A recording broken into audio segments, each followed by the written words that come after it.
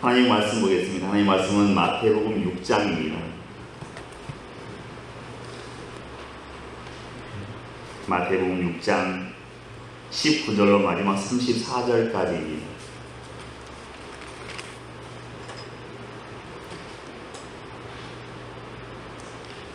마태복음 6장 19절로 마지막 34절까지 한 절씩 교독합니다. 너희를 위하여 보물을 땅에 쌓아두지 말라. 거기는 종과 동록이 해하며 도둑이 구멍을 뚫고 도둑질하느니라.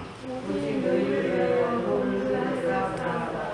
거기는 종이나 동록이 해하지 못하며 도둑이 구멍을 뚫지도 못하고 도둑질도 못하느니라. 내 보물 있는 그곳에는 내 마음도 있느니라. 눈은 몸의 등불이니 그러므로 내 눈이 성하면 온 몸이 밝을 것이요 눈이 나쁘면 온 몸이 어두울 것이니 그러므로 내게 있는 빛이 어두우면 그 어둠이 얼마나 더하겠느냐. 한 사람이 두 주인을 섬기지 못할 것이니 꼭 이를 미워하고 저를 사랑하거나 꼭 이를 중히 여기고 저를 경히 여기라. 너희가 하나님과 재물을 겸하여 섬기지 못하느니라. 그러므로 내가 너희에게 이르노니 목숨을 위하여 무엇을 먹을까 무엇을 마실까 몸을 위하여 무엇을 입을까 염려하지 말라. 목숨이 음식보다 중하지 아니하며 몸이 의복보다 중하지 아니하냐. 공중의 새를 보라. 심지도 않고 거두지도 않고 창고에 모아두지도 아니하되 너희 하늘 아버지께서 기르시나니 너희는 그것들보다 귀하지 아니하냐. 너희 중에 누가 염려함으로 그 키를 한 자라도 더할 수 있겠느냐. 또 너희가 어찌 의복을 위하여 염려하냐. 그들의 백합화가 어떻게 자라는가 생각하여 보라. 수고도 아니하고 길상도 아니하느니라. 그러나 내가 너희에게 말하노니 솔로몬의 모든 영광으로도 입은 것이 이 꽃 하나만 갖지 못하였느니라. 오늘따라 내일 아궁이에 던져진 들들도 하나님이 이렇게 이기시거든. 하물며 너희가 보냐. 믿음이 작은 자들아. 그러므로 염려하여 이르기를 무엇을 먹을까 무엇을 마실까 무엇을 입을까 하지 말라. 이는 다 인간들이 구하는 것이라. 너희 하늘 아버지께서 이 모든 것이 너희에게 있어야 할 줄을 아시느니라. 그런즉 너희는 먼저 그의 나라와 그의 의를 구하라. 그리하면 이 모든 것을 너희에게 더하시리라. 그러므로 내일을 위하여 염려하지 말라. 내일은 내일을 염려할 것이요 한 달의 괴로움은 그날로 족하니라. 아멘.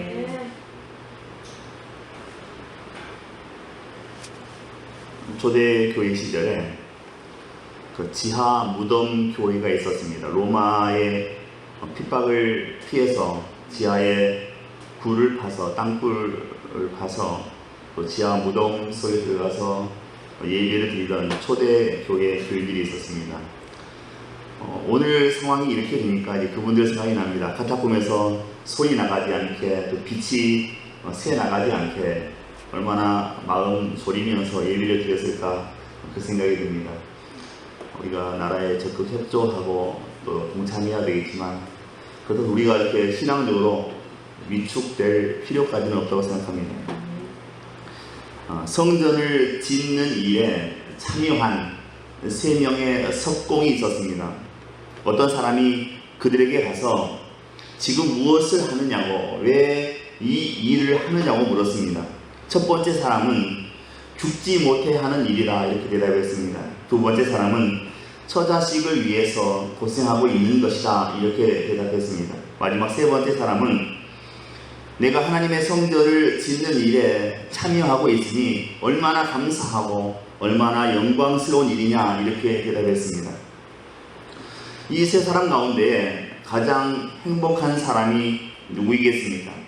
바로 하나님의 영광을 위해서 일하고 있다는 사람입니다. 가장 높은 수준의 목적을 가지고 살아간다는 것, 이것은 우리의 인생을 참으로 놀랍게 변화시키는 능력이 있습니다.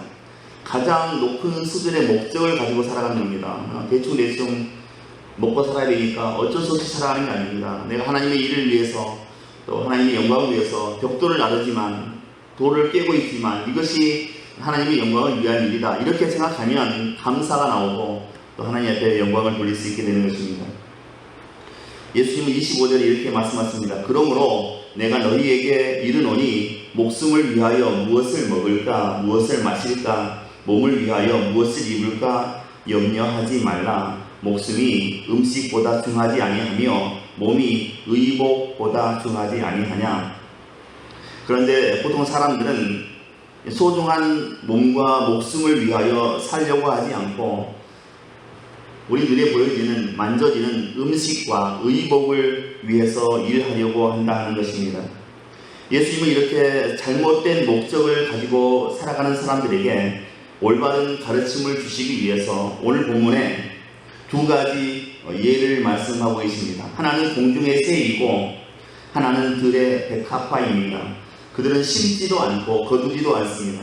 수고도 아니하고 길쌈도 아니하지만 하나님께서 기르시고 솔로몬의 모든 영광보다 더 아름다운 것으로 입히셨다 이렇게 말씀하고 있습니다.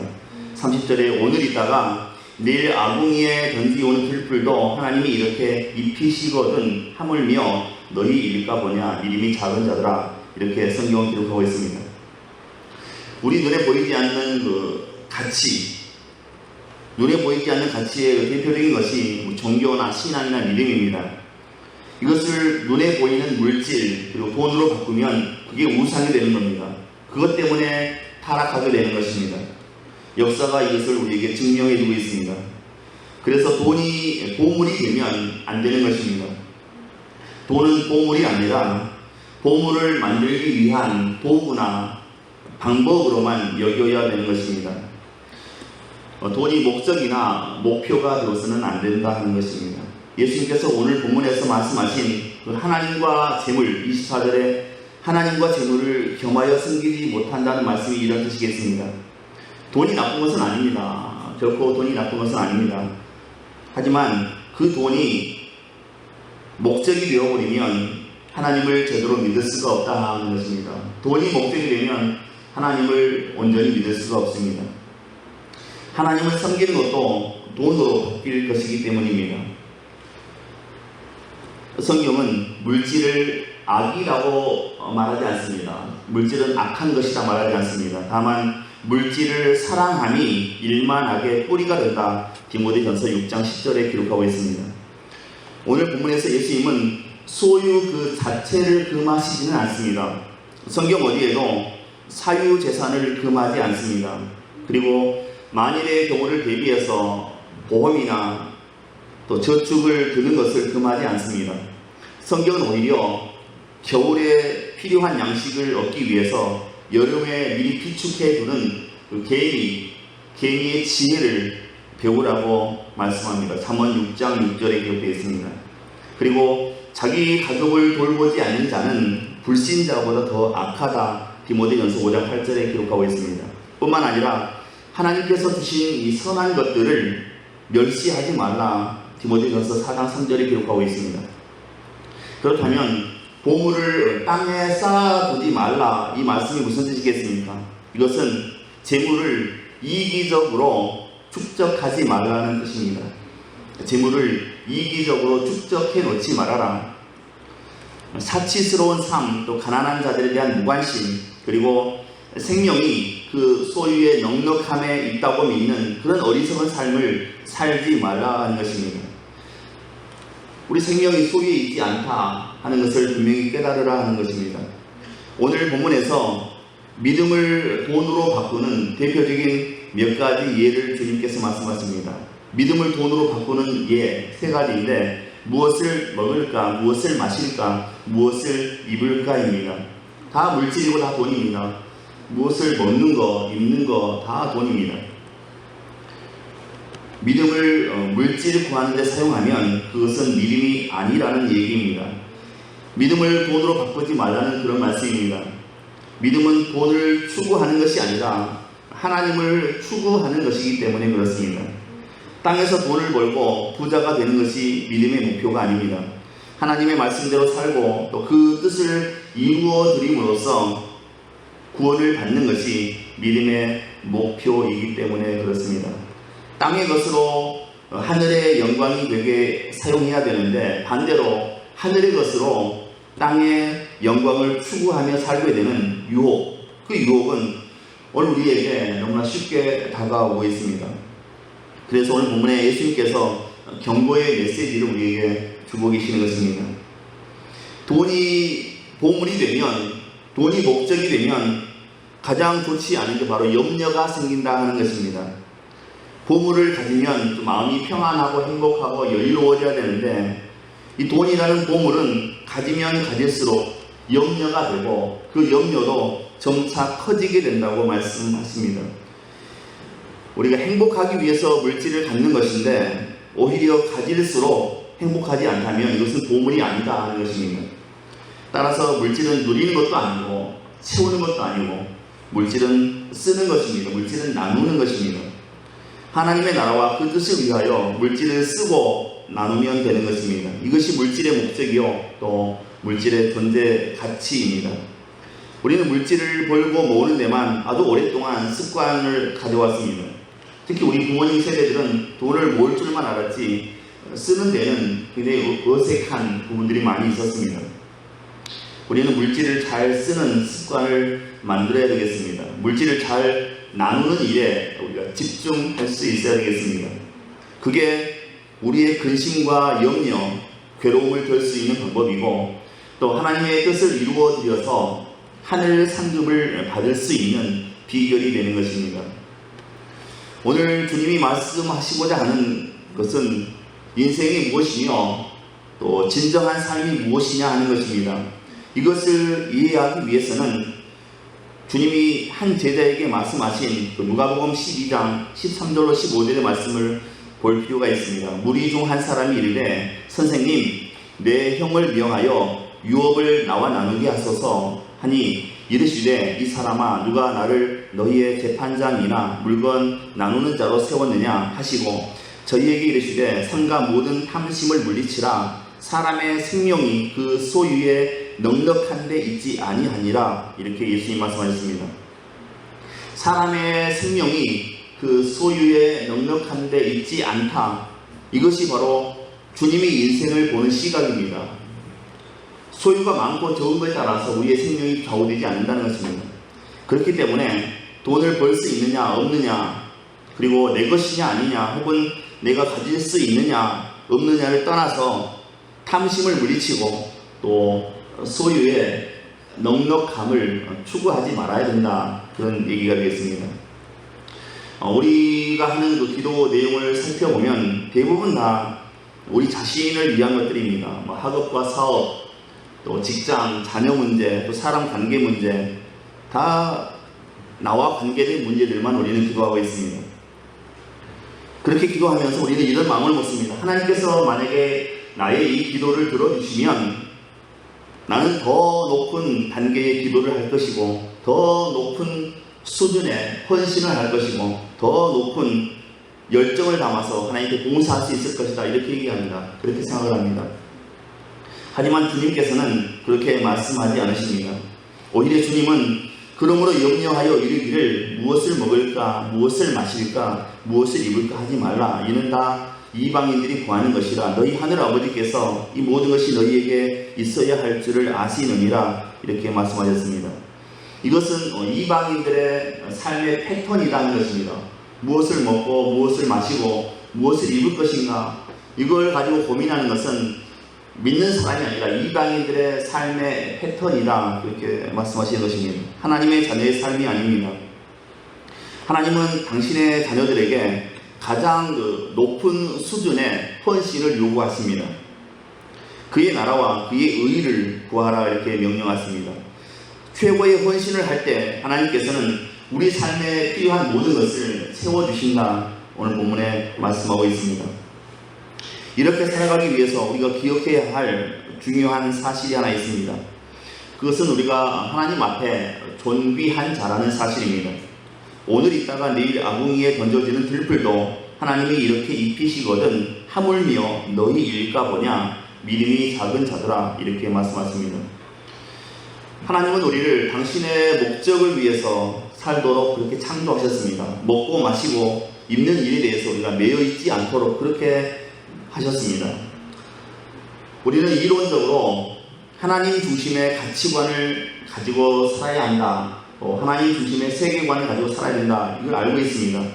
그러나 현실로 돌아오면 이게 현실 가운데서 물질 문제가 장난이 아닙니다. 우리가 살아가면서 부딪히는 물질 문제가 우리에게 너무도 버겁습니다. 돈 들어갈 때가 얼마나 많은지 모릅니다. 월세, 통신비, 자녀 교육비, 보험 엄청납니다. 대문 밖에만 나가면 다 돈입니다. 물 한 모금 마시려도 돈입니다. 저는 집이 전라도 서해안 바닷가인데 저 어렸을 적에는 그 마을 뒷산에서 내려오는 그 개울물들이 있었거든요. 너무 물이 맑았습니다. 그래서 놀다가 땀 흘리고 그러면 그 기도원의 300용사처럼 엎드려서 물 이렇게 떠서 마셨거든요. 아무 탈이 없었거든요. 지금 그렇게 하면 다들 응급실에 가야 됩니다. 난리 날 겁니다. 그때 당시만 해도 물을 사 먹을 거라는 생각은 전혀 하지 못했습니다. 우리가 지금은 대문 밖에만 나가면 전부 다 돈입니다. 고민 안 하는 게 이상하긴 합니다.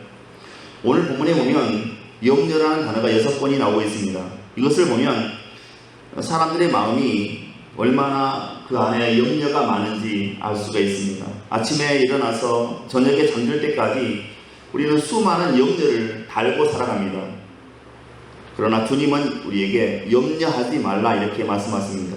왜 염려하지 말아야 하는가? 25절입니다. 목숨을 위하여 무엇을 먹을까 무엇을 마실까 몸을 위하여 무엇을 입을까 염려하지 말라. 목숨이 음식보다 중하지 아니하며 몸이 의복보다 중하지 아니하냐 이렇게 예수님이 말씀하십니다. 목숨과 몸이 훨씬 중요한데 그것은 신경 쓰지 않고 먹는 것, 마시는 것, 입는 것 때문에 염려한다는 것입니다. 목숨이나 몸과 같은 본질적인 것에는 관심을 두지 않고 아랑곳하지 않고 먹고 입는 그 부수적인 것 때문에 우리가 날마다 염려하며 살아가고 있다 하는 것입니다. 내 영혼이 구원받을 수 있는가, 천국 갈 수 있는가 이런 것은 고민하지 않습니다. 이 옷을 입고 나가면 내가 돋보이겠는가, 그렇지 않겠는가, 이 넥타이를 메고 나가면 내 인생이 좋아 보이겠는가, 이미지가 망가지겠는가 이런 것만 고민한다는 겁니다. 너무나 사소한 문제들로 우리는 염려하며 살아가고 있습니다. 사람의 염려는 정말 끝이 없습니다. 내 자녀는 어떻게 될 것인가, 내 아이들은 어떻게 될 것인가, 퇴직 후에 나는 어떻게 살아갈 것인가 이런 고민들도 우리는 하고 있습니다. 누군가의 말처럼 우리는 마치 그 염려 공장의 공장장처럼 날마다 우리 삶 가운데 염려를 생산해내고 있다는 것입니다. 염려 주식회사의 대표이사가 되어서 날마다 염려를 생산해냅니다. 만들어내고 있습니다. 염려거리가 없으면 불안해서 또 염려하고 그렇게 살아갑니다. 그런데 예수님은 염려하지 말라 이렇게 우리에게 말씀하십니다. 염려한다고 키를 한 자나 더 할 수 있느냐? 한 자가 30cm니까요. 염려한다고 키를 한 자나 더 할 수 있느냐? 만약에 염려해서 키가 크면 저도 아마 서장훈처럼 컸을 겁니다. 그렇게 되지 않는 겁니다. 그죠? 내일이 염려하도록 볼 것이요 한날의 괴로움은 그날로 족하다 이렇게 예수님 말씀하십니다. 괜히 염려를 가불해서 쓸 필요가 없다 하는 것입니다. 코로나 때문에 분위기가 위축되면 안 되겠습니다. 우리 속에서는 활활 타올라야 되겠습니다. 잠시 쉬어가겠습니다. 어느 중학교에서 시험을 봤습니다. 국어 시험을 봤는데 독일의 철학자 니체를 맞추는 문제였습니다. 니체. 이 니체라는 사람은 여러분도 아시는 대로 신은 죽었다 이렇게 말한 철학자입니다. 여기서 신은 하나님을 얘기하는 겁니다. 그리스도를 얘기하는 겁니다. 신은 죽었다 이렇게 얘기한 사람이 니체인데 이게 시험 문제였습니다. 그런데 공부 못하는 철수가, 지질이 공부 못하는 철수가 자기 뒷자리에 전교 1등이 앉았습니다. 그래서 모르겠으니까 고개를 쓱 돌려서 봤습니다. 그래서 답을 봤습니다. 슬쩍 봤습니다. 니체라고 썼는데 전교 1등은 니체라고 썼는데 이 철수는 나체라고 봤습니다. 그래서 나체? 약간 이상하다 하면서도 나체 쓸까 말까다 뒤에 사람이 나체인데 나도 나체로 쓰면 컨닝한 것을 보일까봐 나체라고 쓰면 안 되겠다 해서 이렇게 썼습니다. 나체 말고 누드 이렇게 썼습니다. 또 다르게 써야 되니까. 근데 그 옆자리에 또 민수라고 하는 또 지질이 공부 못한 친구가 있습니다. 이 친구가 또 이 첫수를 또 첫수 답을 슬쩍 컨닝했습니다. 보니까 누드라고 돼 있거든요. 얼핏 봐도 누드로 돼 있어요. 이상하다 싶은데 그래도 어떡하겠습니까? 자기는 모르니까 슬쩍 보더니 누드라고, 아 누드. 근데 이걸 또 누드라고 쓰면 컨닝한 게 되니까 또 다르게 써야 되지 않습니까? 그래서 이 민스는 이렇게 썼다고 합니다. 알몸. 그렇게 해서 답을 냈다고 합니다. 그러니까 니체가 나체가 되고 나체가 누드가 되고 누드가 알몸이 되었습니다. 오히려 선생님 채점마다 이게 더 이상하다고 아마 불러서 제기했을 것 같습니다. 어느 농장에 비가 억수로 와서 올 여름처럼 홍수가 져서 집이며 또 가구며 그 가축, 그 사육장까지 다 물이 잠기게 되었습니다. 그러자 농부가 안간 힘을 다해서 작은 배를 하나 끌고 와서 거기에 자기 가축들을 하나씩 태우기 시작했습니다.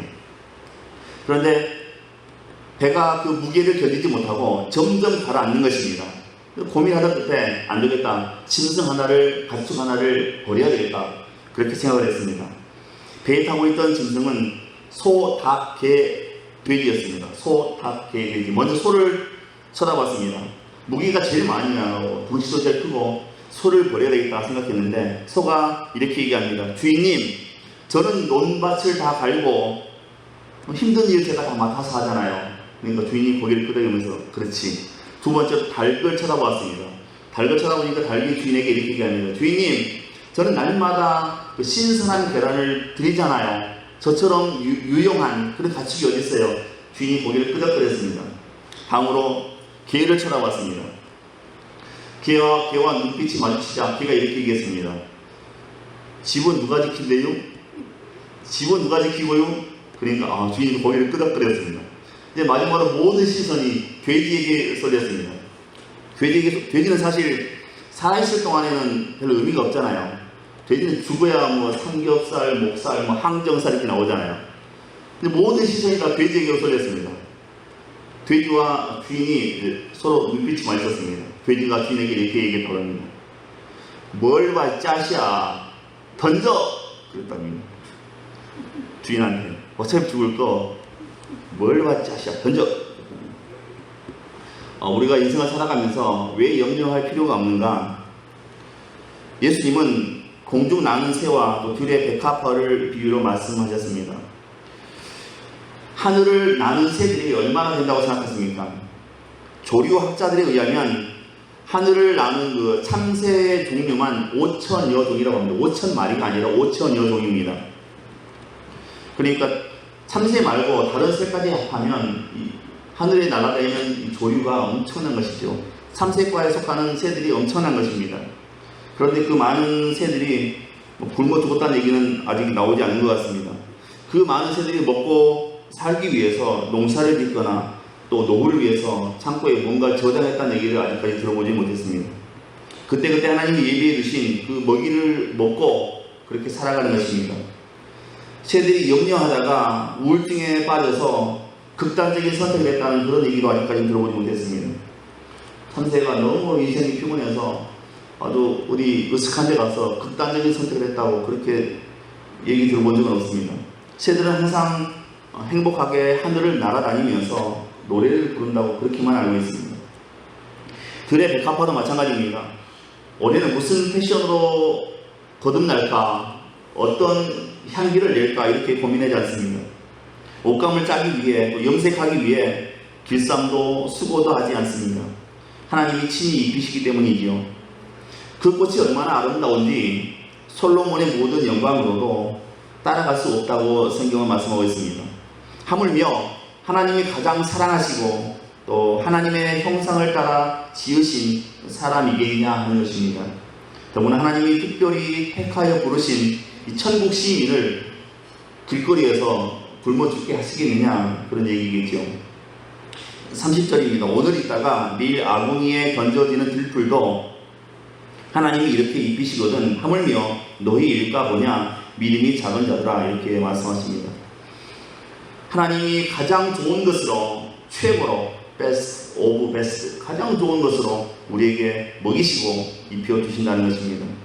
문제는 이 하나님을 믿고 신뢰하는 그 믿음이 우리에게 없다 하는 것입니다. 하나님께 맡기지 못하고 내가 다 하려고 하기 때문에 우리 스스로 염려에 시달리고 있다 하는 것입니다. 우리의 모든 염려는 내일의 삶에 대한 불안에서 오는 것입니다. 내일에 대한 염려 때문입니다. 불안입니다. 하지만 내일은 하나님의 영역입니다. 우리가 주관할 수 있는 게 아닙니다. 내일은 하나님의 영역입니다. 우리는 매일 주님께서 주신 그 하루만, 오늘 하루만 살아가는 것입니다. 우리에게 주어진 시간은 오늘 하루밖에 없습니다. 내일은 아무도 장담 못합니다. 우리는 매일 주어지는 그 오늘에 충실하면서 하나님께서 내일 펼쳐 가실 일을 믿고 기대하며 또 따라갈 뿐입니다. 예수 믿는다는 것은 그 염려거리가 달라지는 것입니다. 늘 무엇을 입을까 염려하던 사람이 어떻게 하면 좀 더 정결하게, 좀 더 거룩하게 살 수 있을까 염려하게 됩니다. 무엇을 마실까 염려하던 사람이 이제는 성령의 목이 말라 헐떡이게 됩니다. 무엇을 먹을까 염려하던 사람이 하나님의 말씀에 갈급하여 구하게 됩니다. 기도의 갈증, 말씀의 배고픔, 심령의 목마름, 하나님을 향한 갈망, 이러한 것이 우리 성도들이 기대해야 할, 바라야 할 신령한 염려이다 하는 것입니다. 1999년에 그 미국의 작가 가운데 폴렌이라는 사람이 있습니다. 이 사람이 쓴 책이 베스트셀러가 됐습니다. 이 책 제목이 재밌습니다. 다 쓰고 죽자. 책 제목이 다 쓰고 죽자인데 이게 베스트셀러로 한동안 많이 팔려졌습니다. 이 책은 낭비하자, 또 헛된 데다 막 돈을 다 써버리자 그런 의미의 내용이 아닙니다. 돈을 가치 있는 일에 다 쓰고 죽자 그런 내용을 포함하고 있습니다. 유산을 많이 남겨놓고 가면 자식들이 그거 가지고 더 차지하겠다고 치고받고 싸우고 또 가산을 탕진하게 된다는 것입니다. 이 사람이 말하는 것은 돈만이 아닙니다. 각자가 가지고 있는 소질, 또 철학, 마음, 정신, 신체 이 모든 것을 보람 있는 일에 다 쓰고 다른 사람을 위해서 다 쓰고 가자. 죽기 전에 다 쓰고 가자. 그 책이 그렇게 주장하고 있습니다. 세상에 내가 가지고 있는 보물을 하나님을 위하여, 복음을 위하여 선을 베풀고 이웃을 위해 선행에 투자하는 것만이 영원히 남게 되기 때문에 그렇습니다. 그리고 하나님께 맡기는 것, 신탁하는 거라고 하죠. 신탁하는 게 가장 아름답습니다. 하나님께 신탁할 때 돈으로부터 우리는 자유할 수 있게 되는 것입니다. 그리고 부유하게 되고 저 앞에 밝은 세계가 우리 앞에 보여지게 되는 것입니다. 우리는 선한 사업에 투자하고 또 하나님께 맡기는 신탁하는 사람들이 되어져야 한다는 것입니다. 성경은 정함이 없는 재물에 소망을 두지 말고 후히두사 누리게 하시는 하나님께 두며 선을 행하고 선한 사업을 많이 하고 나누어 주기를 좋아하며 너그러운 자가 되라. 이렇게 디모데전서 6장 17절 18절에 말씀하고 있습니다. 또 잠언서는 이렇게 말씀합니다. 흩어서 구제하여도 더욱 부하게 되는 일이 있나니 과도히 아껴도 가난하게 될 뿐이라. 구제를 좋아하는 자는 풍족하여질 것이요 남을 윤택하게 하는 자는 자기도 윤택해지리라. 이렇게 잠언 11장 24절로 25절에 말씀하고 있습니다. 돈이란 잘 벌기도 해야 되겠지만 잘 써야 되는 것입니다. 예수님은 맹수 한 그릇을 내 이름으로 주면 결단코 그 사람이 상을 잃지 않으리라 말씀하셨습니다. 또한 전도서 11장 1절에 보면 지난주에 말씀드렸는데 너는 내 떡을 물 위에 던져라. 여러 날 후에 도로 찾으리라. 이렇게 기록하고 있습니다. 내 떡을 물 위에 던져라. 그러면 여러 날 후에 도로 찾으리라. 이 돈을 좋은 일에 쓰면 반드시 되돌아온다는 얘기입니다. 이런 이야기가 있습니다. 이민자들, 다른 그 대륙으로 이민을 가는 사람들, 이민자들이 탄 배가 목적지를 향해 가다가 그만 조난당했습니다. 그래서 무인도에 기착을 하게 되었습니다. 그 섬에서 얼마 동안 지체했습니다. 이 사람들에게는 얼마간의 양식이 있었기 때문에 몇 달 동안은 충분히 먹는 문제가 해결되었습니다. 또 그 곡식의 동자를 가지고 있었기 때문에 만약에 무인도에서 농사를 지었다면 더 오래 버틸 수 있었습니다. 그런데 그 섬을 돌아다녀 보니까 그 섬에 금광이 있었습니다. 막 여기저기 막 금들이 굴러다니는 겁니다. 그래서 거기 있던 사람들이 전부 다 그냥 그 금광을 캐는데, 금덩어리를 찾는데 혈안이 되어서 온전히 그것만 쫓아다니는 겁니다. 그들이 금을 캐고 또 모으는 동안에 여름에 씨를 뿌리고 농사를 짓지 않았습니다. 겨울이 닥쳐왔습니다. 그들에게는 금덩어리는 어마어마하게 많은데 식량이 없어서 그들은 결국 다 굶어 죽었다 하는 것입니다. 금이 아무리 귀하지만 금을 먹고 살 수는 없기 때문에 그렇습니다. 현대인들의 가장 강력한 우상은 돈입니다. 돈 우상입니다. 24절에 하나님과 재물을 겸하여 섬기지 못한다 이렇게 되어 있는데, 이 재물이라는 단어는 원어 성경에는 맘모나스라는 단어로 쓰여지고 있습니다. 이 맘모나스라는 단어는 신성화된 돈이라는 의미입니다. 그러므로 이 재물이라고 하는 것은 단순히 물질이 아니라 인격체로서 신을 의미하는 겁니다. 이 돈을 하나님처럼 그렇게 여기는 것을 얘기하는 겁니다. 인생의 행복은 물질에 있지 않습니다. 그런데 많은 사람들이 돈과 물질 앞에 양심을 팔고 또 신앙을 팔고 있습니다. 돈 벌기에 바빠서 예수님을 멀리하고 믿지 않습니다. 이 사람들 우리가 만몬교에 입교하는 신자들이라 그렇게 비꼬기도 합니다.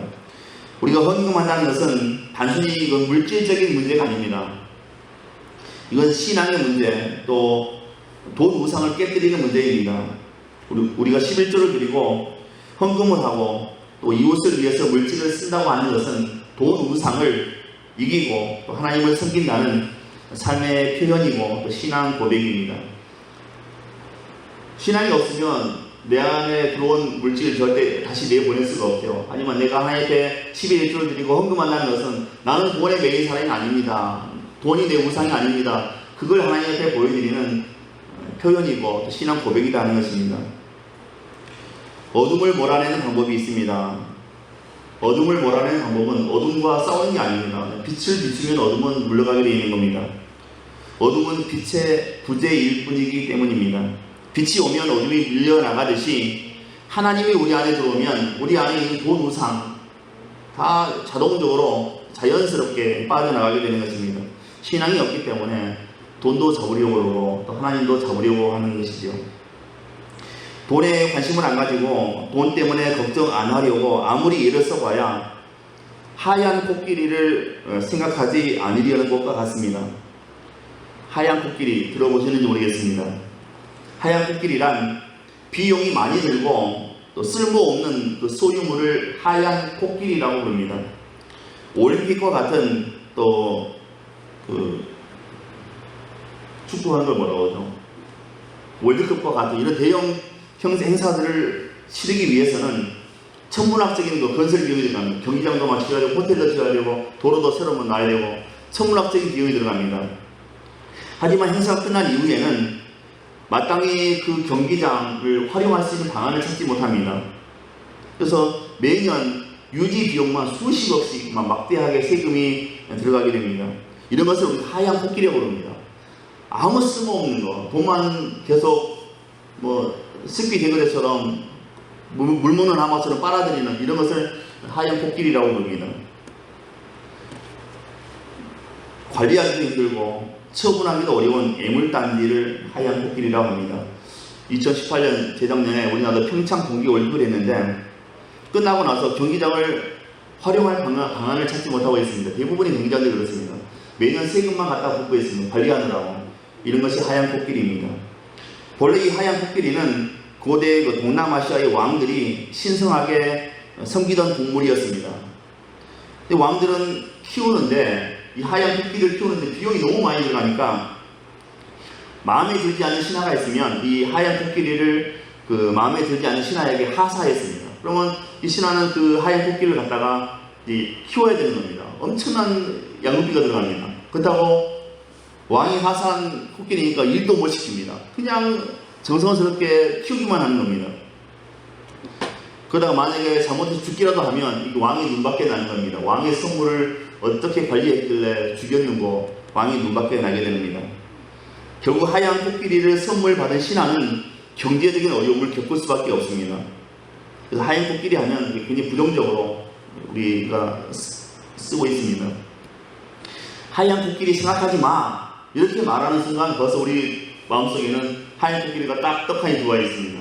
생각하지 마 하면 더 생각나는 겁니다. 듣는 순간 생각 안 할래야 안 할 수가 없습니다. 우리가 물질, 돈을 대체할 수 있는 진정한 가치를 발견해야 비로소 우리가 돈으로부터 자유로워집니다. 돈보다 더 귀한 가치가 있는 것이 내 안에 들어오면 우리는 돈 문제로부터 자유로울 수가 있습니다. 그것이 바로 우리 크신 하나님이시고 또 하나님의 나라이고 또 하나님의 의로우심입니다. 공산주의자인 칼 마르크스, 또 스탈린, 레닌 이런 사람들이 이제 중국과 소련에서 공산주의를 시작했는데 이 사람들이 처음에 많은 그 대중들을 모아놓고 이렇게 설계했습니다. 이렇게 연설했습니다. 우리가 이 세상에서 가장 먼저 찾아야 될 것은 먹을 것, 곧 빵이다 이렇게 연설했습니다. 이것은 예수님께서 광야에서 시험 받으실 때에 이 돌로 떡을 만들어 먹으라 하면서 떡이 제일 귀한 것처럼 그렇게 말했던 마귀의 말과 같은 것입니다. 떡을 먼저 구하는 사람의 운명이 어떻게 될지는 뻔한 것입니다. 과학이 귀합니다. 과학을 배워야 됩니다. 그러나 과학을 우리가 먼저 구하면 우리에게 혜택을 가져오지 못합니다. 지식과 예술도 마찬가지입니다. 이런 모든 것을 구하지 말아야 된다는 것은 아닙니다. 우리가 제일 먼저 구해야 할 것이 있습니다. 여기 예수님께서 우리에게 말씀하시는 것은 제일 먼저 구할 것이 하나가 있는데 먼저 그의 나라와 그의 의를 구하라 이렇게 말씀하셨습니다. 그리하면 우리가 늘 쫓아가는 그 모든 것들은 얻고자 하는 그 모든 것들은 자연히 우리에게 주어지게 된다 이렇게 말씀하시는 겁니다. 말씀을 정리하겠습니다. 배와 물은 불과 분리의 관계가 있습니다. 배, 물. 물이 없으면 배는 뜨지 못합니다. 그런데 반대로 물이 배 안에 차고 넘쳐버리면 배는 침몰해 버리고 맙니다. 돈이 좋은 것이지요. 돈 싫어하는 사람이 어디 있습니까? 돈 다 좋은 겁니다. 돈이 좋은 것이지만 이것이 우리 삶을 지배해버리면 우리 인생은 침몰할 수밖에 없다는 것입니다. 그래서 우리 영에 속한 사람들은 돈에 집착해서 사는 동안은 우리 영성이 발전할 수가 없습니다. 그래서 우리는 오직 그의 나라와 그의 의의를 구하는 그런 삶을 살아감으로 영원한 생명을 얻어야 하는 것입니다. 그러니까 인생을 살아가면서 돈에 매이지 않고 하나님께 붙들려 살아가야 되겠습니다. 그리고 물질을 다스리며 살아갈 수 있어야 되겠습니다. 물질에 매여서 물질의 종이 되어서 살아가면 안 되겠습니다. 우리 모두가 평생에 물질을 다스리며 하나님께 붙들려 살아가는 복된 인생이 되시기를 주님의 이름으로 축원드립니다. 기도하겠습니다. 은혜로우신 하나님, 이 시간 우리에게 믿음을 더해 주옵소서. 우리가 일생을 살아가면서 세상적인 것 또 물질에 매이지 않도록 도와주시고 날마다 우리 믿음을 축복하셔서 오직 그의 나라와 그의 의의를 구하는 삶을 살게 해 주옵소서. 우리가 그의 나라와 그의 의의를 구할 때 우리 삶 가운데 필요한 모든 것으로 날마다 풍성하게 하옵소서. 믿고 감사하오며 예수 그리스도 이름으로 기도하옵나이다. 아멘.